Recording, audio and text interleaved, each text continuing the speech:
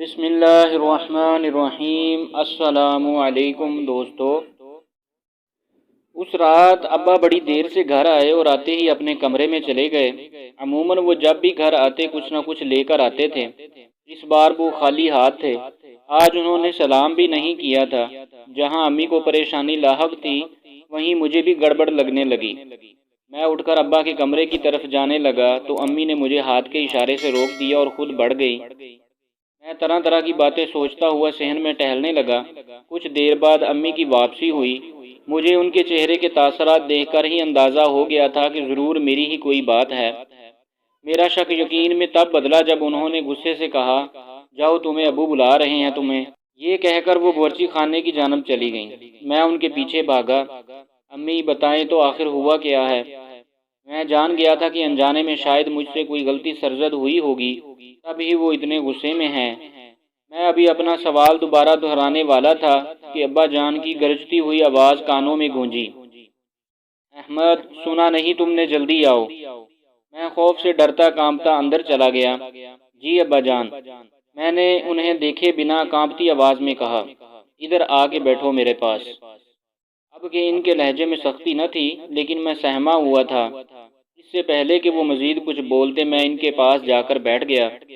یاد کرو وہ دن جب تمہارا ہائی اسکول میں پہلا دن تھا اور میں نے تمہیں کیا نصیحت کی تھی؟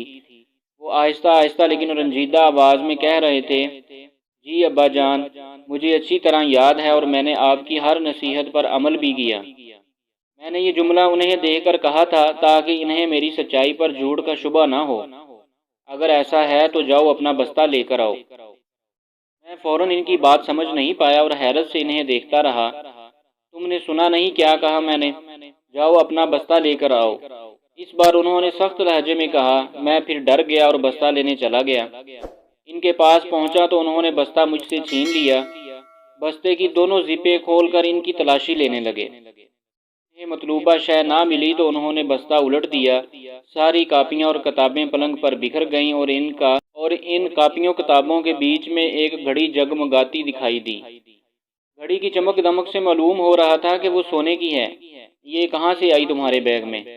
بولو، جواب دو۔ انہوں نے ایک ہاتھ میں گھڑی لہرائی اور دوسرے ہاتھ سے میرے بازو کو دبوچ کر کہا، ابا مجھ سے قسم اٹھوا لیں، میں نہیں جانتا یہ کس کی ہے اور میرے بستے میں کیسے آئی۔ میں نے روتے ہوئے جواب دیا، بکواس بند کرو اور سچ سچ بتاؤ مجھے۔ وہ ایک بار پھر غصے سے بولے تھے۔ میں کچھ نہ سمجھتے ہوئے گزرے دن یاد کرنے لگا۔ کافی سوچ بچار کے بعد مجھے یاد آیا، یہ اس دن کا واقعہ ہے جب بارش ہو رہی تھی اور میرا اسکول جانے کا قطعاً دل نہیں چاہ رہا تھا۔ ابا چھتری لے کر باہر جانے لگے تو ان کی مجھ پر نظر پڑی۔ ابھی تک تیار کیوں نہیں ہوئے؟ جلدی تیار ہو کر آؤ، میں انتظار کرتا ہوں تمہارا۔ آج رکشے سے جائیں گے اسکول۔ انہوں نے اس انداز میں کہا کہ مجھے ان کی بات ماننی پڑی۔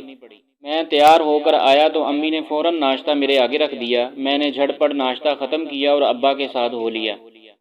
رکشے میں سوار ہوئے تو ابا مجھے بتانے لگے، آج اسکول میں پرنسپل نے پارٹی رکھی ہے، شہر کا کوئی بڑا سیاست دان آ رہا ہے، 10ویں کلاس کے 2 اور سیکشن بنوانے ہیں، اسٹاف روم کی چھت ٹپکتی ہے، پانی کی ٹینکی لیک ہو گئی ہے، میری کینٹین بھی چھوٹی ہے، اسے بڑا کرنا ہے، لاکھوں کا خرچہ ہے، اس وجہ سے پرنسپل صاحب نے انہیں مدعو کیا ہے۔ وہ ذرا دیر کے لیے رکے پھر بولے، ممکن ہے دوپہر کا کھانا بھی اسکول میں ہی پرنسپل کے ساتھ ہو، کاش دلاور چودھری مان جائے اور فنڈ کی منظوری دے دے۔ وہ تحمل سے بتا چکے تو میں بھی دل ہی دل میں دعا کرنے لگا۔ ابا جان گزشتہ برسوں سے اس سرکاری اسکول میں کینٹین چلا رہے تھے۔ اس کے ساتھ ساتھ اسکول میں جب بھی کوئی خاص موقع یا تقریب ہوتی، منتظم کے طور پر ان کا اسکول میں ہونا لازم ہوتا۔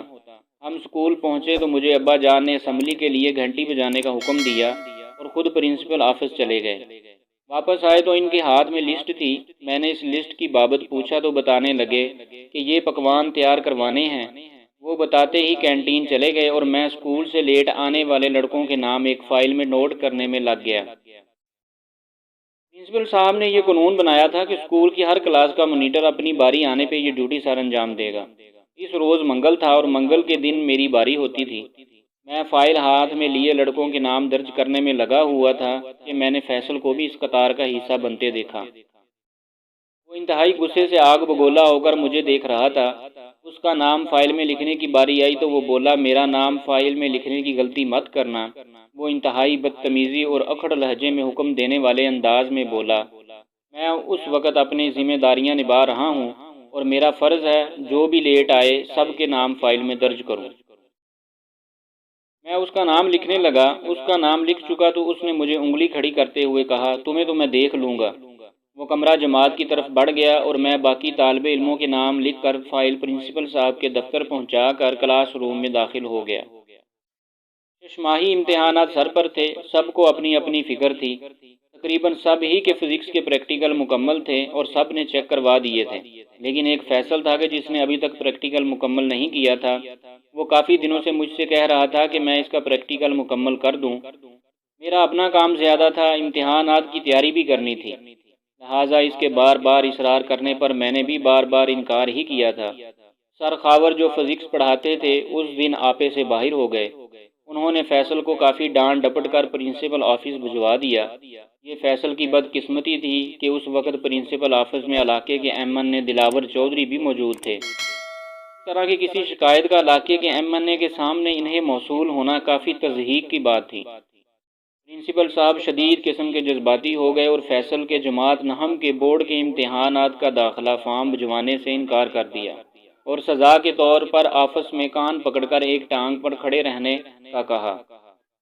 فیصل جیسے لڑکے کے لیے یہ سب برداشت کرنا انتہائی مشکل تھا، شاید تب ہی وہ مجھ سے بدلہ لینے کے کئی منصوبے ترتیب دیتا رہتا تھا۔ آدھی چھٹی کی گھنٹی بجی تو بچوں نے فیصل کو پرنسپل آفس میں اس حالت میں کھڑے دیکھ کر اس کا خوب مذاق اڑایا۔ کئی لڑکوں نے فکرے کسے، کئی لڑکوں نے سیٹیاں بجائیں۔ اس وقت ابا جان کھانے کا سارا انتظام کر چکے تھے۔ حال میں میز پر کھانا لگا دیا گیا تھا۔ آدھی چھٹی کے فوراً بعد دلاور چودھری کو تقریر بھی کرنا تھی۔ سارا سٹاف پرنسپل صاحب اور دلاور چودھری حال میں جمع تھے۔ ادھر فیصل اکیلا کھڑا سب کو کھانے والی نظروں سے گھور رہا تھا۔ ادھر جب میری نظر پرنسپل آفس کی کھڑکی سے اندر پڑی تو میں نے اس کے ہاتھ میں جگمگاتی ہوئی گھڑی کو دیکھا۔ اس کی نظر گھڑی سے ہٹ کر مجھ پر پڑی تو میں نے اس کی چمکتی آنکھوں میں شرارت بھانپ لی تھی، لیکن دلاور چودھری صاحب کی دھواں دار تقریر کے بعد میں سب کچھ بھول گیا تھا۔ دراصل وہ گھڑی دلاور چودھری ہی کی تھی۔ پرنسپل آفس کے ساتھ متصل واش روم میں جاتے ہوئے وہ اپنی گھڑی اتار کر ٹیبل پہ رکھ گئے تھے۔ حال میں جاتے ہوئے بھی شاید وہ گھڑی پہننا بھول گئے تھے۔ اسی کا فائدہ اٹھا کر فیصل نے آدھی چھٹی کے وقت ہی وہ گھڑی میرے بیگ میں ڈال دی تھی۔ فیصل کا یہ منصوبہ اس لحاظ سے بھی کامیاب رہا کہ چودھری صاحب نے اسکول کے لیے فنڈ دینے کی منظوری دے دی تھی اور اس خوشی میں پرنسپل صاحب نے اور دیگر سٹاف نے انہیں تحائف دینے کا بندوبست بھی کر رکھا تھا۔ ایک ہاتھ سے تحائف وصول کرتے اور دوسرے ہاتھ میں موبائل پکڑے اسے کان سے لگائے وہ اگلی میٹنگ میں آنے کا کہہ کر روانہ ہو گئے۔ اسی ہڑبڑی میں شاید وہ بالکل بھول گئے تھے کہ ان کے ہاتھ میں سونے کی پیش قیمت گھڑی بھی تھی۔ فیصل گھڑی میرے بیگ میں ڈال کر 9:11 ہو گیا تھا۔ میری بدقسمتی کے اس کے نکل جانے کے بعد ابا جان نے مجھے پرنسپل آفس بھیجا کہ میں الماری سے ٹیشو باکس لے آؤں۔ مجھے آفس آتے کئی لڑکوں نے دیکھا اور سب نے یہ بھی دیکھا کہ جب میں آفس گیا تو وہاں فیصل موجود نہیں تھا۔ اس لیے جب گھڑی کے سلسلے میں چودھری صاحب کا فون آیا اور پرنسپل صاحب نے ابا جان سے ذکر کیا تو ان کا 100% شک مجھ پر ہی۔ جب میں نے ابا جان کو سارا واقعہ سنایا تو ابا جان نے میری پیشانی چوم لی اور انہیں میری بات پر یقین آ گیا۔ میں ابا جان کے ساتھ فیصل کے گھر گیا۔ فیصل خود بھی اپنے کیے پہ شرمندہ تھا۔